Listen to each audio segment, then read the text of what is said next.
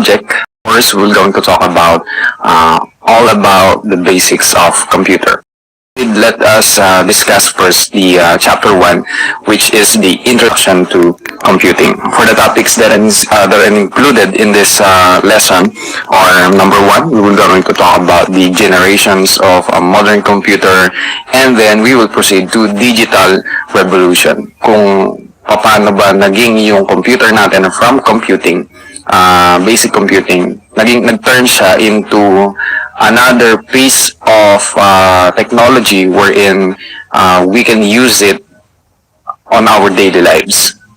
So, alam natin ang computer, sabi ko nga, nagagamit natin yan, and then nakikita natin yan everywhere. We can see computers at school, work, home, businesses, everywhere. People use all types and sizes of computer. So, from PC at your desk, laptop, and even tablet and mobile phones, they are considered as or classified as computers. And of course, since ginagamit natin or nakikita natin yan, ang mga computers na yan everywhere, there are consumers who uses, so like students, kayo, diba? Teachers, family members, business owners, if you have a business, I said, military personnel, doctors, and many more. Kasi ang computer nowadays can do a lot of things. From simple creating notes, sending email, communication, ano pa ba? Sharing photos, drawing, creating a document, music, video, even prediction, di ba? Sa prediction sa weather prediction, sa mga lindol, earthquakes na yan, and then other calamities. Meron na tayong mga prediction for that. All in a matter of an instant, sabi nga natin, ganun kabilis, or ganun na yung computer na alam natin ngayon. From finding a job on the internet, using your computer, dati, kapag nanonood tayo ng news, diba? So, sa television tayo nanonood or sa radio, doon lang tayo nakakapakinig. And then, nakakapamalita ng mga current events. But now, as you notice, we can see news a lot, even in social media platform, sa Instagram, Twitter, not to mention Facebook. Okay, so sports, dati, kung gusto nating makapanood ng mga favorite teams natin that they have competing to another teams, manonood tayo ng TV. But now, you can watch their play in YouTube or in social media like Facebook. Even gambling, di ba? Yung bang meron nga tayong it's the power of computer. Okay, so creating schedule, math, and education, of course. So, napakadaming gamit. And then, aabot yung isang buong araw siguro kapag minention natin yung mga kayang gawin ng computers. So, those are functionalities na kayang gawin ng isang computer nowadays. But did you know that before, ang computer is ginagamit lang naman po yan. Purpose lang naman ng computer is for large-scale computation. Okay. Kaya nga siya tinawag na computer kasi they are meant for computation, compute. Okay, so kaya nga dun sa may early or sa mga nababasa ninyong libro about history of computer, ang abacus, that is the first considered computer na nagamit natin. Kasi nga, alam ko na alam ninyo na ginagamit ang abacus for computation, for calculation. Pero iba sa atin, hindi alam kung paano ba nagka-function ang abacus. Pero alam natin na ginagamit siya for math and for counting. It aids us to count on a very large or large scale of numbers. So, ganun din ang purpose kung bakit nagkaroon ng computer before. And actually meron two periods ang technology natin, yung tinatawag natin na mechanical era, wherein this is the time between 1450 and 1840, and then we have electronic era from the period from 1940 up to present. So, sabi ko nga, early computers, yung mga mechanical era na yan, yun yung mga time na abacus, yung talagang mechanical ang gamit. Hindi pa tayo gumagamit ng electronic era. So now, on this phase, ang i-discuss natin is dun sa may phase ng electronic era. Dun tayo mas mag-focus dito sa ating discussion. So, the first generation ng computer is yung tinatawag natin na, or yung ang ginagamit ng mga first generation computers for their basic components like memory and CPU or central processing unit is yung vacuum tubes. Okay, so ang vacuum tubes is ganito ang itsura na nakikita nyo doon sa ating presentation. And imagine mo na ganyan yung composition, ganyan yung mga basic parts ng memory, ng RAM, and then ng processor or ng CPU nga. So, kaya hindi malayo na ang mga first generation computers is yung lalaki talaga ng isang buong kwarto. So, imagine mo, compare that first generation computers to our present computers na ginagamit ngayon. Napakalaki ng difference. And of course, sa size and then sa price. Okay? So, if we will compare it sa may price. Kasi ang first generation computers, it is very expensive. And then mga nakaka-afford lang nito is yung mga large organization. Kasi para mapagana mo yung isang computer kailangan mo ng malakas na kuryente talaga. So, yun ang nakaka-apekto kung bakit meron tayong very expensive computers on our first generation from 1946 to 1959. Now, doon sa first generation, ang mga ginagamit natin na input and output devices are yung punch card, from left to right na nakikita nyo dito sa ating presentation. We have punch card, paper tape, and magnetic tape. They were used as input and output devices.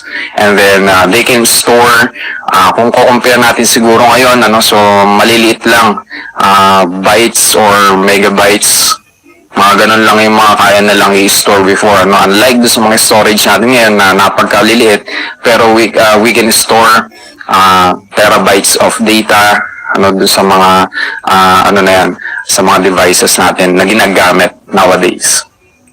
So, for the second generation, nauso naman yung tinatawag natin na components ng computer. Ipinalit dun sa may vacuum tubes is yung mga transistors. This is much cheaper and consume less power. Hindi na siya katulad nung kayang magpailaw daw. According to my research, yung mga first generation is yung power na kailangan mo i-consume sa pag-ooperate or sa pagbukas ng computer na yun, mga first generation is isang buong barangay ang kailangan mong power.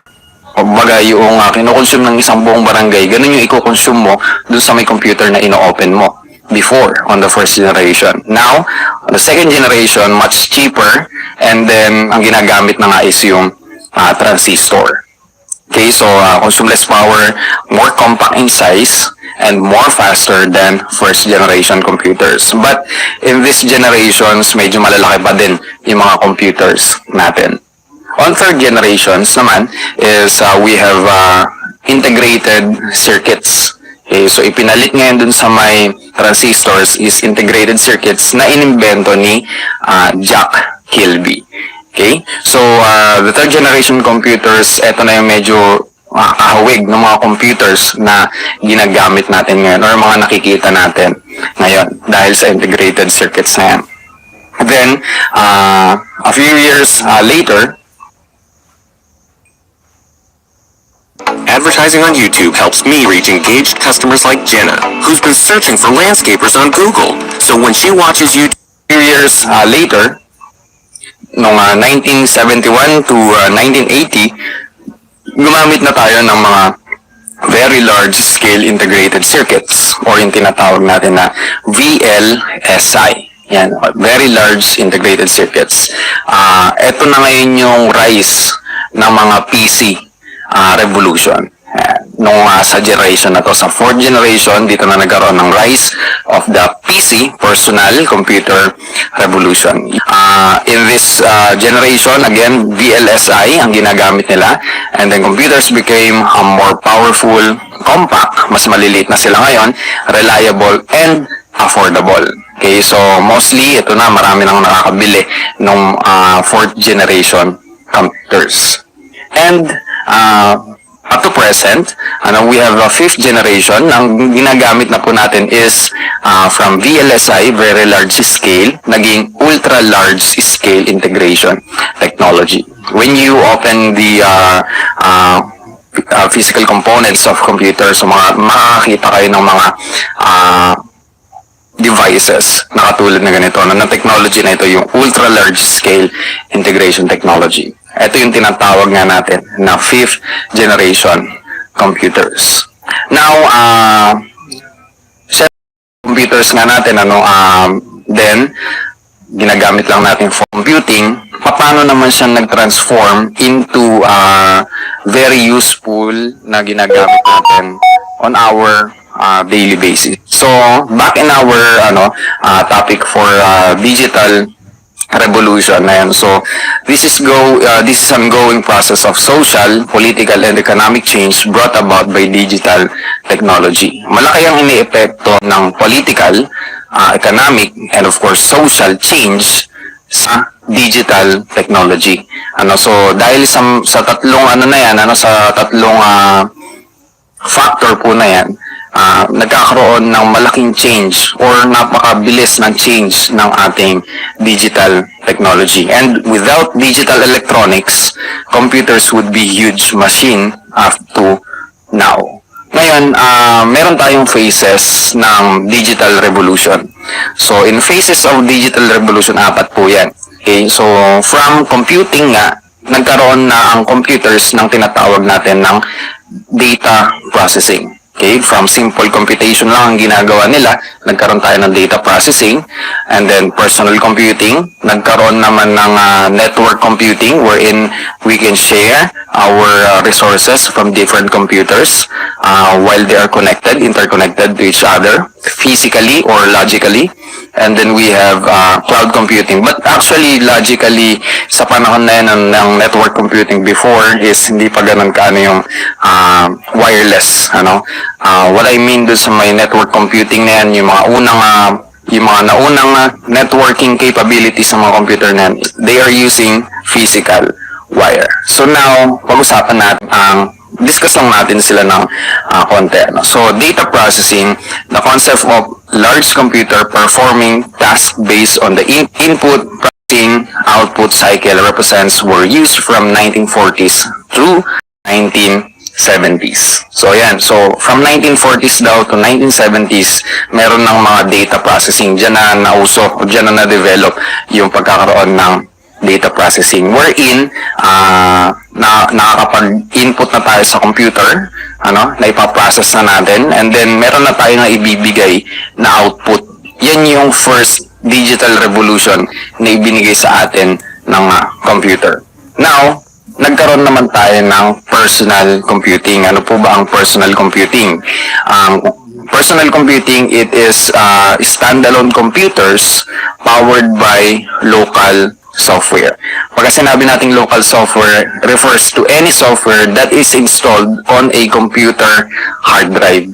Ang mga computer po nun is kung ano lang yung naka-install, may mga pre-installed na dun sa may computer mo, and yun lang yung mga po pwede mong gamitin. Hindi katulad ngayon, kung gusto mong magdagdag ng software, you can download it from the net, from internet, and then there you go, meron ka ng software. But before then, back then, personal computing sa mga panahon na yan, kung ano lang yung naka-install sa may computers mo, yun lang yung mga application na gagamitin mo. And take note of this, wala pang network ng mga panahon na yan, ng personal computing. And then, as you guess siguro, yung ating next revolution, since wala pang internet connection before, nagkaroon na tayo ng network computing, wherein this is a group of computer network that is linked together to share data and other resources like printer, diba? So, dyan na uso ngayon printer sharing, file sharing, ano? And then internet was open to public use. Kasi ang internet before is originally developed siya as a military project. Hindi naman siya na-invento for public use at the first time. So military project ang computer, and then it was handed over to the National Foundation for research and academic use. Kaya nagkaroon sa it turns out na naging open siya into public use. So na-develop yung ating technology na networking from basic peer-to-peer connection, nagkaroon tayo ng mga servers. We have here on our next revolution the cloud computing, which is provides access to information, applications, communications, and storage over the internet. So, ito na yung time na ngayon, nakakapag-save na tayo ng mga resources natin over the internet, and we can sync that files or that resources all over our devices like mobile phones, smartphones, di ba? Or any other computers. For example, meron kang sa bahay, you uploaded your files over the internet on your cloud storage, kaya siya tinawag din na sa cloud computing. So, naka-upload siya sa cloud storage, and then all devices na nakakonekta dun sa may cloud storage mo na yan can have an access to whatever data na kailangan mo. So, ganun ang basic concept ng cloud computing. So, kaya ngayon, ayun yung naging revolution natin ngayon from computer that is standalone and made for computation, naging data processing na siya, nagpa-process na siya ng data, nagtatanggap na siya ng input, pinaprocess, ina-output, and then ini-store. Parang personal computing, may mga software na nalagdag, and then yung mga revolution na meron sa atin ngayon, and then we have next revolution na mga nauso ngayon like artificial intelligence, na they can predict something and use it for advertisement, and like nakikita niyo doon sa mga Facebook, yung mga automatic natin na or yung suggestion listed natin sa Netflix,